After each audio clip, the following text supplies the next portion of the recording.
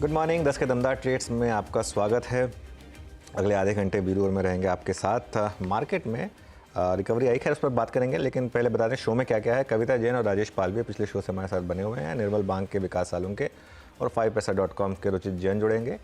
Big market voices में आज हमारे साथ दो खास मेहमान जुड़ेंगे। ट्रस्ट म्यूचुअल फंड के CIO मिहिर वोरा, और क्योंकि आज मंगलवार है, केडियानॉमिक्स के फाउंडर सुशील केडिया भी हमारे साथ मौजूद होंगे। तो ये सब बातचीत थोड़ी देर में, लेकिन पहले एक बार मार्केट पर रोक और देखिए वो डिप आई और डिप में इमीडिएटली उस सपोर्ट जोन से बाइंग और मार्केट अब वापस डे हाई पर। ये है मार्केट में इस समय एक clear cut by on dips की अप्रोच। आज का star performer mid cap index अब करीब करीब 0.5% ऊपर। स्मॉल कैप इंडेक्स भी ऑल टाइम हाई के काफ़ी करीब पहुंचा। उसके अलावा इंडिविजुअल स्टॉक्स की जहां तक बात है, आज फिर कमोडिटीज़, केमिकल्स, फर्टिलाइजर्स, इन सब स्टॉक्स का दिन। नैल्को सबसे ऊपर 2.5% ऊपर, चंबल फर्टिलाइजर्स 2.5% ऊपर, SRF आज का स्पॉटलाइट 2% ऊपर, दीपक नाइट्राइट, आरती इंडस्ट्रीज़, ये सब स्टॉक्स हैं। टाटा केमिकल्स जहां पर मोमेंटम अच्छा है। मिड कैप IT में अच्छी खासी तेज़ी है आज। स्टॉक्स जो नीचे हैं BPCL, HPCL, थोड़ा क्रूड का इम्पैक्ट वैसे ज़्यादा टाइम तक सस्टेन करेगा नहीं है शायद। उसके अलावा कुछ प्रॉफिट बुकिंग आज स्टील स्टॉक्स में है, जैसे कि JSW स्टील और Jindal steel and power, even SAIL. Non steel metal stocks अच्छा कर रहे हैं, लेकिन फेरस मेटल स्टॉक्स में थोड़ी सी आज प्रॉफिट बुकिंग है। वीरू जी हाँ, चलिए अभी काम करते हैं। आपने ये बाजार की छोटी सी समरी सुनी, अब एक काम करते हैं, पैनल से बातचीत करते हैं। कविता जैन, राजेश पालवे पिछले कार्यक्रम से, इस कार्यक्रम में भी विकास सालुके, रुचित जैन फ्रेश प्रोस्पेक्टिव लेके जुड़े हैं। आप सभी को नमस्कार, कार्यक्रम में स्वागत है। रुचित, आपके दो ट्रेड्स इस वक्त के। नमस्ते वीरू जी, सबसे पहले तो आप सभी को और सभी दर्शकों को जन्माष्टमी की बहुत सारी शुभकामनाएं। दो स्टॉक्स रहेंगे मेरे से खरीदारी के लिए मार्केट ट्रेंड के साथ साथ। आज के प्लेस में सबसे पहले लास्ट टाइम टुकड़ों में खरीदारी की सलाह है, जहाँ पे हम देख रहे हैं कि पिछले 1.5-2 महीने में एक अच्छा कंसोलिडेशन फेज हुआ है। थोड़ा लॉन्गर टर्म टाइम फ्रेम पे देखेंगे तो पूरा कंसोलिडेशन जस्ट एक टाइम बेस्ड करेक्शन है विद इन एन अपट्रेंड।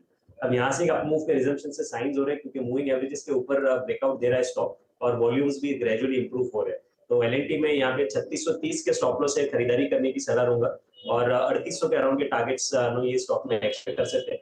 और मेरा सेकंड पिक रहेगा NTPC में, जहाँ पे भी एक प्राइस अपट्रेंड के रिजम्पशन के साइंस है। 40 EMA के आसपास स्टॉक ने एक अच्छा सपोर्ट दिया है। 409 के स्टॉप लॉस यहाँ पे खरीदारी करें 425 के टारगेट्स के लिए। ओके, विकास जी गुड मॉर्निंग। विकास जी, आपकी दो ट्रेड्स।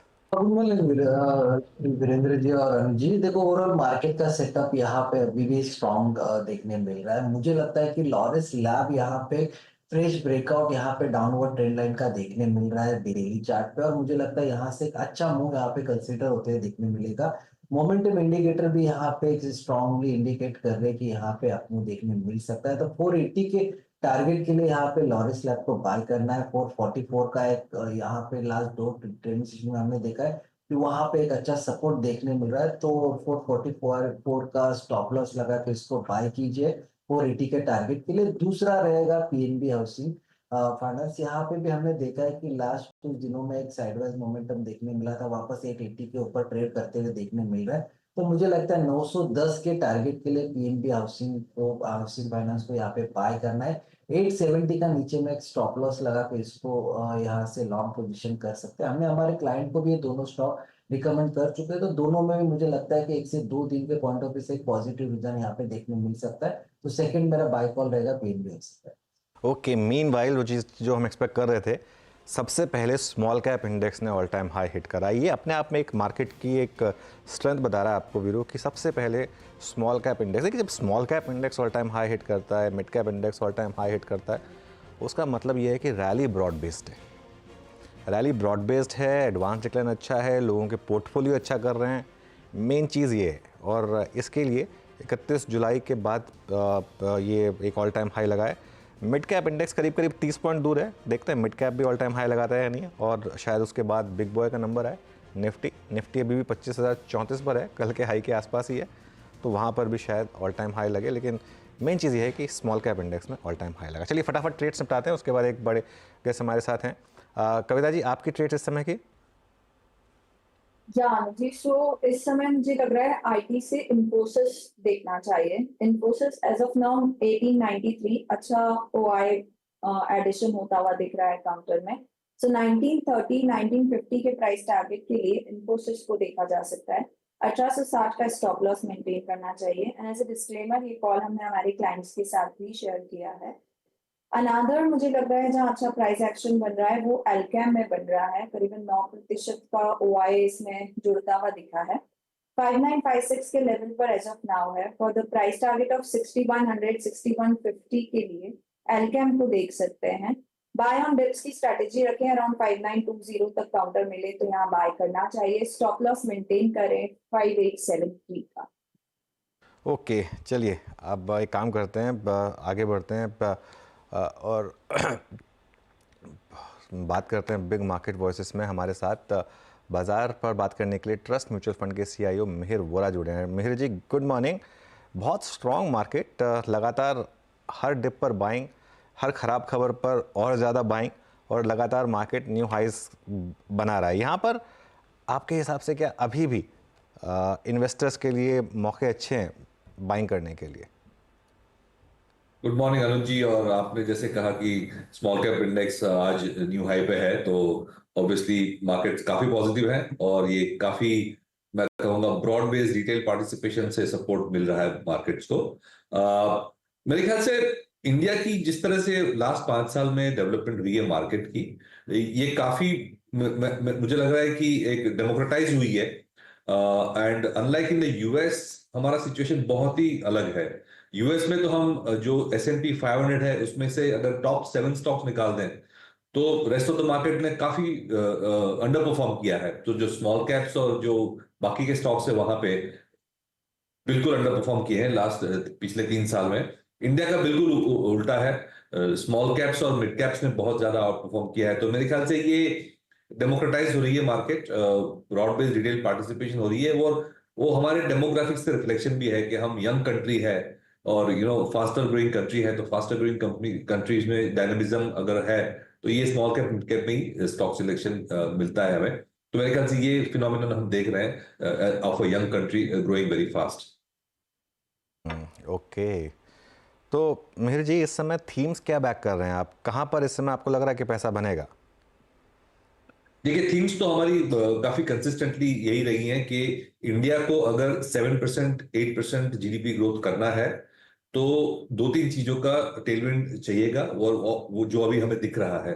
एक तो फिजिकल एसेट्स क्रिएट करने पड़ेंगे, real estate, infrastructure, manufacturing capacities create करनी पड़ेंगी। तो ये सारे लिंक सेक्टर्स काफी लॉन्ग टर्म के लिए हम बुलिश रहेंगे।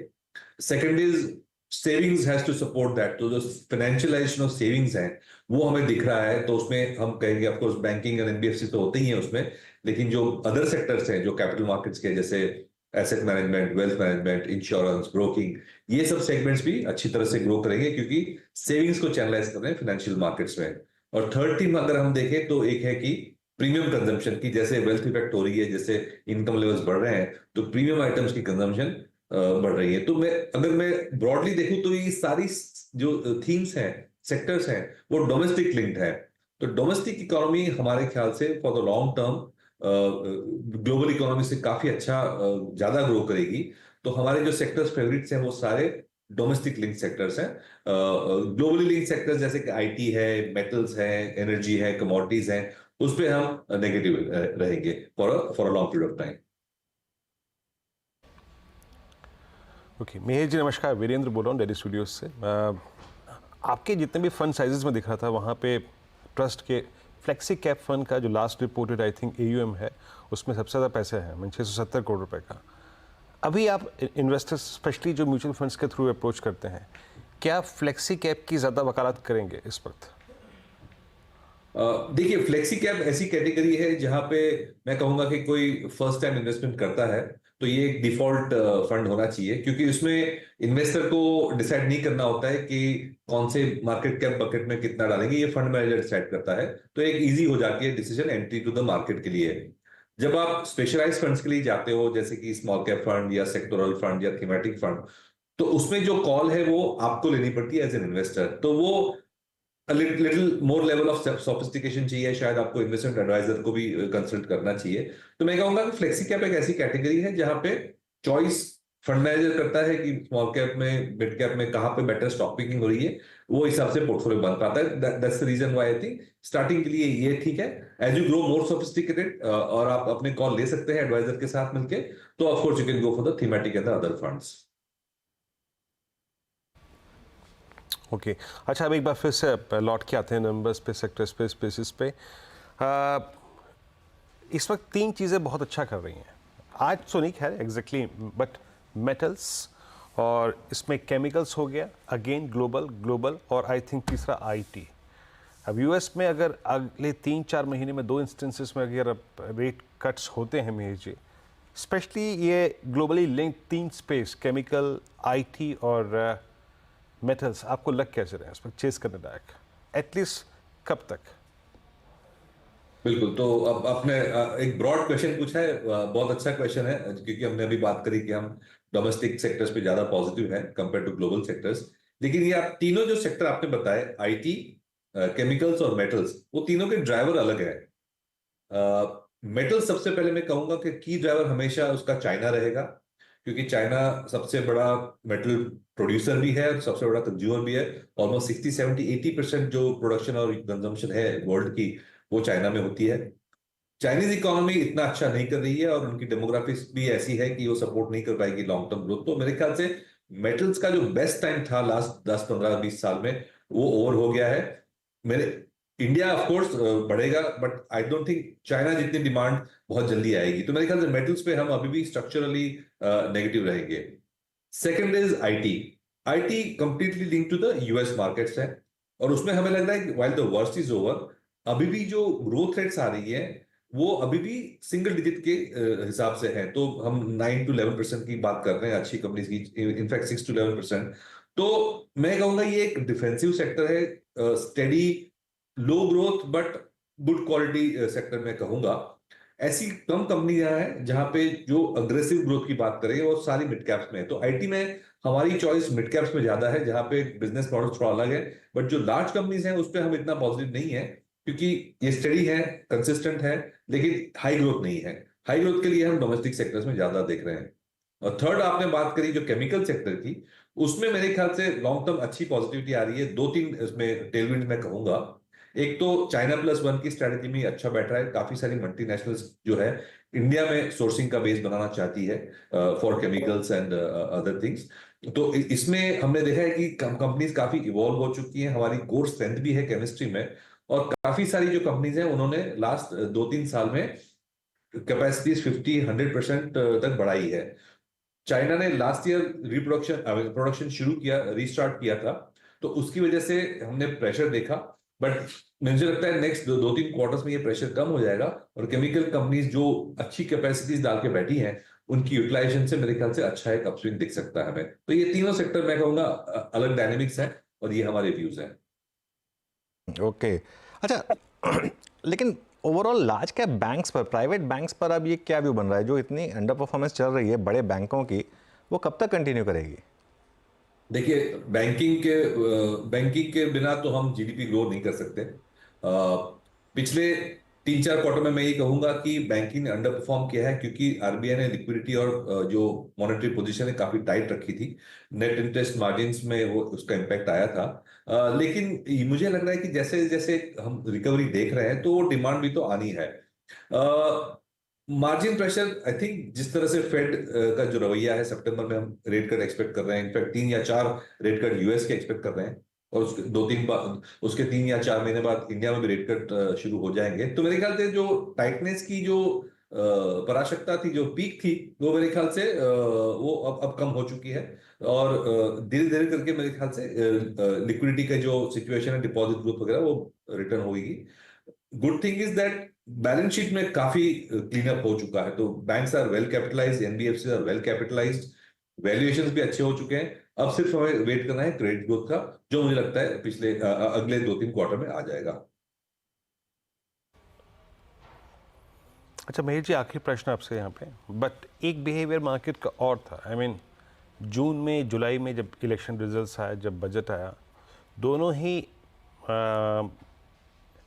ही अगर आप देखें, आई थिंक जो ये इवेंट्स थे, जब बाजार क्रैक हुआ इंट्राडे में ही, बाजार ने एकदम से गियर शिफ्ट करके अपना फोकस एफएमसीजी बढ़ा दिया था, और फ्रेंकली स्पीकिंग एफएमसीजी की अर्निंग्स भी अच्छी थी, and specially with in earnings उनके जो रूरल वॉल्यूम्स थे वो अच्छे थे, उनकी कमेंट्रीज भी अच्छी थी। एफएमसीजी में आपका कन्विक्शन क्या है जब आप घरेलू बाजार और डोमेस्टिक स्पेस की बात करते हैं? जब सो एफएमसीजी में मैं कहूँगा कि काफी टाइम से अंडर परफॉर्मेंस आई है, और वो जायज भी थी क्योंकि रूरल कंजम्पशन इतना अच्छा पिकअप नहीं हुई थी।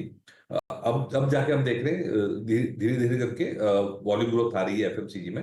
तो मैं ये कहूंगा एफएमसीजी अगेन एक डिफेंसिव सेक्टर है, और अगर आपका मार्केट व्यू अच्छी तरह से पॉजिटिव है तो ये सेक्टर रिलेटिवली अंडर परफॉर्म कर सकता है। तो एब्सोल्यूट रिटर्न्स देगा, लेकिन शायद जो हमने जो सेक्टर्स प्रेफर्ड सेक्टर्स की बात करी जो थीम्स के लिंक्ड है वो शायद आउट परफॉर्म करे। तो हाइडिंग प्लेस के लिए ये सेक्टर है या अपना आईटी सेक्टर है, वो मैं कहूंगा moderate growth, moderate returns, safe consistent kind of sectors में जा सकते हैं। तो एक जब वॉलेटिलिटी है, अनसर्टेनिटी है, तो ये सेक्टर्स में लोग जाके छुपते हैं। लेकिन अगर ग्रोथ की बात करें और लॉन्ग टर्म वेल्थ क्रिएशन की बात करें तो मेरे ख्याल से ये जो हमने थीम्स बात करी उसमें ज्यादा ऑप्शंस हैं। चलिए, बहुत बहुत शुक्रिया हमारे साथ जुड़ने के लिए मीर जी, और हमसे बात करने के लिए। अब हमारे साथ केडियानॉमिक्स के फाउंडर सुशील केडिया जुड़े हैं, उनसे बात करते हैं। सुशील जी, गुड मॉर्निंग, और एक्चुअली जय श्री कृष्णा। बताइए, इस समय आपको जन्माष्टमी की बहुत बहुत शुभकामनाएं। क्या भी बन रहा है मार्केट पर?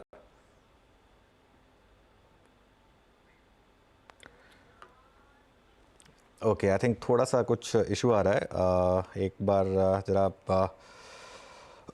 मार्केट पर नज़र डालते हैं, उसके बाद सुशील जी से बातचीत करेंगे। इस समय करीब करीब निफ्टी फिर फ्लैट हुआ, हायर लेवल से थोड़ा सा स्लिप हो रहा है मार्केट। तो ऑल टाइम हाई निकालने में थोड़ा टाइम लगेगा, 25,015 पर इस समय। बीरो, कुछ स्पॉट किया क्या? जी अनुज, हो गया क्या डायरेक्टर साहब? एक बार बताइएगा, सुशील जी अगर थ्रू हो गया तो फिर बताइएगा। शायद मेरे ख्याल से उनसे संपर्क दोबारा हो गया है। बट मीनवाइल मैं एक दो स्टॉक्स स्क्रीन पर रख देता हूँ। हेवल्स लेके आइएगा। हेवल्स में अनुज जब हम बात कर रहे थे उस बीच में एक बड़ा मूव आया था, और डे हाई की डिजिक्ट्री में हमारे साथ इस वक्त पैनल में जुड़ चुके हैं, मतलब कविता हैं, तो उनसे बात कर लेते हैं। कविता, एक बार ज़रा देखिएगा आप हेवल्स को। इनफैक्ट विकास से पूछता हूँ ये प्रश्न। Vikas, Havells 1947 almost all time high, और ये टिपिकल फ्लैग के ब्रेकआउट की तरफ बढ़ता हुआ। आपका व्यू इस वक्त हेवल्स पे, विकास? जी हाँ, वीकली चार्ट पे एक ब्रेकआउट तो यहाँ पे देखने मिल रहा है, और 1930 के ऊपर का, और मुझे लगता है कि जो नियर टर्म हाई जो था उसको भी आराम से ब्रेक कर सकता है।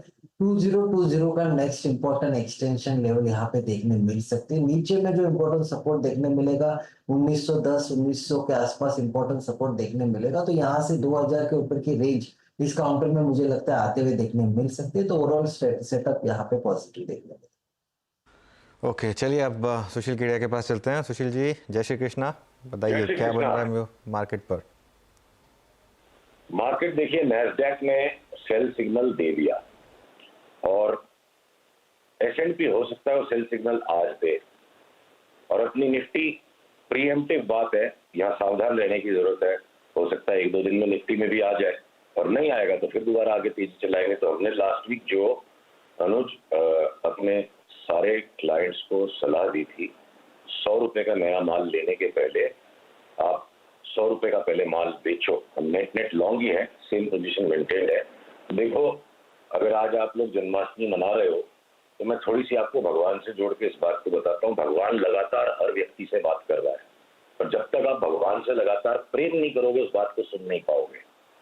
तो लास्ट वीक एक छोटी सी घटना बताता हूँ। हमारे दफ्तर पर बार बार एक महिला का फोन आ रहा था मध्य प्रदेश से। एलआईसी से उन्हें अपने पति के गुजरने पे 10 लाख मिले हैं, और उन्हें हमारी सर्विसेज लेके मार्केट में ट्रेडिंग करनी थी। समझा के थक गए, ये प्रोडक्ट आपके लिए सूटेबल नहीं है। तो मैंने हाथ जोड़ के उनसे निवेदन किया कि चलो कम से कम हम आपसे फीस नहीं लेंगे, बात नहीं चाहिए। पर अपने क्लाइंट्स को मैंने क्या बोला कि जब एलआईसी से मिले पैसे पे एक लाचार मजबूर गरीब व्यक्ति को भी शेयर बाजार में सट्टा खेलना है, तो इससे ज्यादा डेंजरसली स्ट्रॉन्ग सेंटीमेंट हो नहीं सकता है। हमें 100 रुपए के नए शेयर लेंगे तो पहले 100 के बेचे। ओके, नहीं, ये बात तो बिल्कुल बिल्कुल सही है कि आप थोड़ा सा ये बताना भी लोगों को ज़रूरी है कि कौन सा प्रोडक्ट उनके लिए सही है, कौन सा प्रोडक्ट उनके लिए सही नहीं है। तो एनीवे, आप क्या करेक्शन एक्सपेक्ट कर रहे हैं, और अगर हाँ तो किस लेवल्स तक निफ्टी बैंक निफ्टी में? काश मेरी बात आपसे कल परसों होती तो पिक्चर स्पष्ट हो जाता। अभी सावधान रहने की जरूरत है। नैस्डैक का जो सेल सिग्नल आया है उसके सिवाय आप दो तीन चीजों को और देखो। अगर पीसीआर किसी तरह से मेरी ये चार्ट को दिखा पा रहे हैं, डॉलर इंडेक्स की चार्ट जो अगर आपके स्क्रीन पर अब आ रही है उसमें एक बाई सिग्नल बनना शुरू हो गया है। डॉलर इंडेक्स का मतलब ग्लोबल पैसे की कीमत। और अगर मैं इंटरेस्ट रेट्स की बात करूं जिसको लेके सारी दुनिया बुलिश हो रही है, अगर पीसीआर इस चार्ट को दिखा पा रहे हैं तो पावेल साहब की खासियत है, वो क्लियर बातों को कम करते हैं, कंफ्यूज ज्यादा करते हैं। जो वो कहते हैं अक्सर उससे कुछ और हो जाता है। अक्सर इंटरेस्ट रेट्स की चार्ट चीख चीख के कह रही है कि उसको शूट अप करना है। कौन सी नई घटना संसार में बनेगी जिससे फेड को एक्चुअल में अपनी बात को बदलना पड़ेगा, मुझे नहीं पता। मैं चार्ट को लेके चलूंगा। अगर भारत के 14 करोड़ लोग मार्केट में हैं या संसार में 100 करोड़ लोग मार्केट में हैं, तो भगवान की दी 100 करोड़ लोगों की ताकत की जो इच्छा है मैं उसको सुनूंगा। मैं पावेल साहब की इच्छा को नहीं सुनूंगा। इंटरेस्ट रेट्स अगर बढ़ेंगे, कॉस्ट ऑफ मनी बढ़ जाएगा। और अगर यहाँ वॉलेटिलिटी इंडेक्स की चार्ट दिख रही है, स्पाइक आने के बाद कंप्लीटली कोलैप्स होकर अगर वॉलेटिलिटी इंडेक्स भी वापस ऊपर जाने को तैयार है, तो कॉस्ट ऑफ स्पेकुलेशन बढ़ने का खतरा है, कॉस्ट ऑफ मनी बढ़ने का खतरा है, और वैल्यू ऑफ मनी के बढ़ने का खतरा है। यहां पे एसेट्स को और फर्दर एक्वायर करना मैक्रो लेवल पर सेंसिबल नहीं है। सिग्नल आएगा तब हम मंदी करेंगे। अभी फिलहाल हम तेजी में, और हो सकता है सिग्नल कल आ जाए, परसों आ जाए। स्टॉक स्पेसिफिक इस समय ओपन फील्ड आपके लिए सुशील, कौन सा स्टॉक अच्छे लग रहे हैं इस समय? 10 दिन के लिए तो बिल्कुल हम सहमे हुए हैं, पर अगर लॉन्गर टर्म होराइजन पर अगर हम बात करते हैं तो मीडिया एंड एंटरटेनमेंट के स्टॉक्स में से 100 शेयर भी बेचेंगे नहीं, चाहे मार्केट में ओवरऑल 10% करेक्शन आ जाए। हम केमिकल्स के भी 10% शेयर बेचेंगे नहीं। तो ये जो को हमको पकड़ के रखना है। और बाकी की जो ट्रेडिंग अपॉर्चुनिटीज या बुक प्रॉफिट करना, अब आपसे एम्फेसिस बीएफएल पे मल्टी बैगर कॉल की बात हुई थी। एक चरण उसका बहुत मोटी रिटर्न हमें दे गया बहुत छोटे पीरियड में। अब वहां अगर टेक प्रॉफिट का सिग्नल आ गया है, हम उसमें टेक प्रॉफिट करेंगे 10-12%। अगर कोई कारण से निफ्टी घट गई 8%, कह नहीं ना घटेगी, ट्रोलर्स के लिए ठीक, इतना मसाला काफी है। अगर 8-10% निफ्टी में कोई करेक्शन आ जाता है और मुझे बीएफएल वापस से एम्फेसिस वापस से 15-17% नीचे मिल जाता है, तो पकी हुई खीर को खाना जरूरी है। तो जहां टेक प्रॉफिट्स हम वो करेंगे। और एज ऑफ नाउ अडानी के जो स्टॉक्स के चार्ट पैटर्न्स हैं, निफ्टी भले एक बार भारी लग रही है, लैगार्ड्स हैं। हो सकता है अडानी के स्टॉक्स अगले 3-4 दिन बैटिंग कर जाए, बाई सिग्नल आएगा तो हम लेंगे। पर अगर कल कोई सेल सिग्नल आ गया तो जो जी में आए मेटल्स में शॉर्ट कर दो, जो जी में आए ऑटोज में शॉर्ट कर दो, आईटी के स्टॉक्स में भी जो जी में आए शॉर्ट कर दो। तो शॉर्ट करने की तैयारी वाली चार्ट ज्यादा है। बी ग्रुप के स्टॉक्स में 1 महीने के या 3 महीने के या 6 महीने के अंतराल में अभी भी बहुत सारे बाई पैटर्न्स हैं। तो हम अलग अलग पैटर्न्स को अलग अलग हिसाब से काम करेंगे। लार्ज कैप्स और निफ्टी बैंक निफ्टी की ट्रेडिंग अलग है। बैंक निफ्टी अगर भारी भी लगती है तो मैं पब्लिक सेक्टर यूनिट्स, एसबीआई को छोड़ के पब्लिक सेक्टर बैंक्स के शेयर्स को शॉर्ट नहीं करूंगा। मैं स्मॉल फाइनेंस बैंक्स को पकड़ के रखूंगा। तो मार्केट बिल्कुल अलग अलग दिशाओं में चल रहा है। इंडेक्स अपना काम कर रही है, लार्ज कैप्स अपना काम कर रहे हैं, स्मॉल कैप्स अपना काम कर रहे हैं, और अलग अलग टाइम फ्रेम पे अलग अलग घटनाएं हो। ओके सुशील जी, एक और चीज़, क्रूड की ट्रेजेक्ट्री क्या लग रही है आपको, मतलब नियर टर्म में? और ऐसे में आप ओएनजीसी पर और ओएमसीज पर, बीपीसीएल, एचपीसीएल, आईओसी पे क्या कर रहे हैं इस वक्त? पीसीआर इस चार्ट को दिखा पा रहा है। लास्ट 2-3 दिन पहले हमने क्रूड पे सावधानी करी थी कि हम एक बार वापस 84 की तरफ जा रहे हैं। 3 दिन में तगड़ा स्पाइक आया है। थोड़ा सा यहाँ अगर रेस्ट कर भी ले, एक बार इस पर 84-85 तक जाना है। ये है शॉर्ट टर्म का पिक्चर। तो हो सकता है कि as it is BPCL, HPCL इतना भागे हुए हैं और अब उनमें सेल सिग्नल आ गया है, तो हमारा माइंड कोइंसिडेंटली रीड करेगा कि क्रूड बढ़ रहा है इसलिए एचपीसीएल बीपीसीएल घट रहा है। अक्सर होता भी है ऐसा, पर वो एक्चुअल फंडामेंटल रियलिटी में रोज रोज के क्रूड के भाव से रोज रोज के बीपीसीएल एचपीसीएल की अर्निंग्स चेंज नहीं होती है। इनकी परचेजेस क्रूड की और इनकी आगे की फॉरवर्ड सेल्स सारी हेज्ड होती है, स्प्रेड हेज्ड होता है। मार्केट रिएक्ट करता है क्रूड के भाव पे एचपीसीएल, बीपीसीएल, ओएनजीसी में। ओएनजीसी की चार्ट को देखिए, हम लास्ट कुछ महीनों से ठीक से पकड़ नहीं पा रहे हैं, तो उस पर मैं ज्ञान नहीं वघारना चाहता हूं, मैं उसको अवॉइड करूंगा। एचपीसीएल, बीपीसीएल में भी एक शॉर्ट सेल सिग्नल है, तो उनको आप शॉर्ट कर सकते हो। और क्रूड एक बार के लिए उछलता लगता है, पर हमारी 6 महीने की और साल भर की क्रूड की अभी तक की जो फोरकास्ट है, रिडिकुलस साउंडिंग। हम 6 महीने के अंतराल पे बहुत बड़ी मंदी में है क्रूड में, वो कॉलकॉम वापस रीएक्टिवेट करेंगे अगर 84 के आसपास जाकर दोबारा सेल्स 84 के ऊपर निकल गया, हम उस ध्यान को छोड़ देंगे।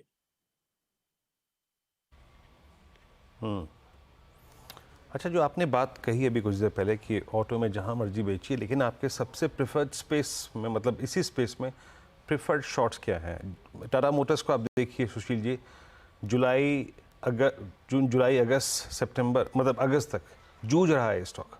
1090 पे 1100 पे जो सप्लाई आ रही है उसको एब्जॉर्ब भी नहीं कर पा रहा है। आपके पसंदीदा शॉर्ट ऑटो में है कहाँ इस वक्त? ये पसंदीदा कुछ नहीं होता है ट्रेडिंग करने में। यहाँ पे चूंकि अनुज ने मुझे कल सूचित किया था, आप लोग जन्माष्टमी मना रहे, एक बात बता दें, अपनी इच्छा को खोजना और अपनी इच्छा को पूरी करने में वासना आएगी और जीवन के सारे दुख आएंगे। तो दूसरों की इच्छा पे ध्यान देना, भगवान से प्रेम करना है। आपको मार्केट की इच्छा के अनुसार चलना पड़ेगा। जिस दिन सिग्नल आएगा, जिस चीज में सिग्नल आएगा उसमें हम काम कर देंगे। पसंद क्या है मेरी पसंद की हैसियत क्या है?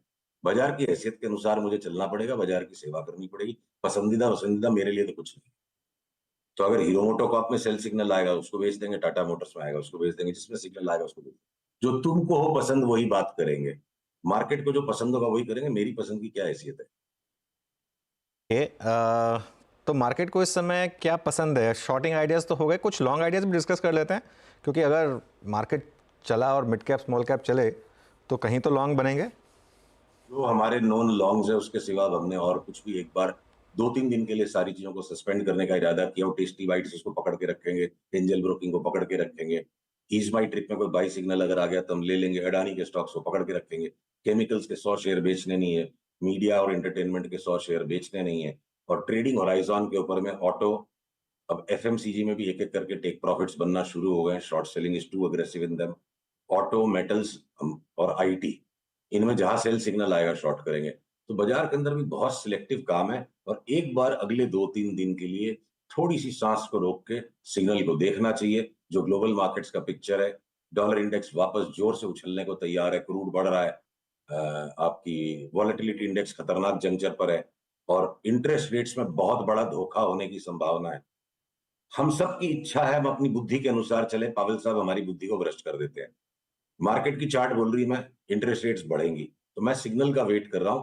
ये समय, आज का दिन अनुज मेरे लिए अनुचित होगा कि मैं प्री एम्प्टिवली कोई शॉर्ट सेल सिग्नल्स दे दूं। हम इंतजार में बैठे, हो सकता है 2-3 दिन में वो सिग्नल्स आ गए ग्लोबली और लोकली, तब हम शॉर्ट करेंगे।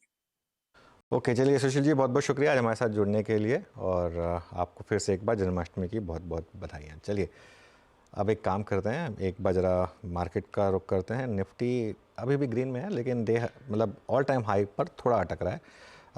नीरज जी आ गए ट्रेडर्स हॉटलाइन लेकर। Neeraj ji, over to you. बहुत बोल्ड कॉल है केडिया जी की। हाँ, वो बोल्ड कॉल ही देते हैं हमेशा। हाँ, मतलब बीच में नहीं, ये वन वे और द अदर, या बाइनरी है तो। हाँ, एग्जैक्टली यही सबसे बड़ी खूबी है केडिया जी की। तो खैर केडिया जी का व्यू है, देखते हैं हम लोग क्या होता है, लेकिन मार्केट में मिड कैप ज़्यादा बढ़िया प्रदर्शन कर रहे हैं। चलिए एक छोटा सा ब्रेक लेंगे यहाँ पे, और जब वापस आएंगे तो फिर ट्रेडर्स हॉटलाइन होगा।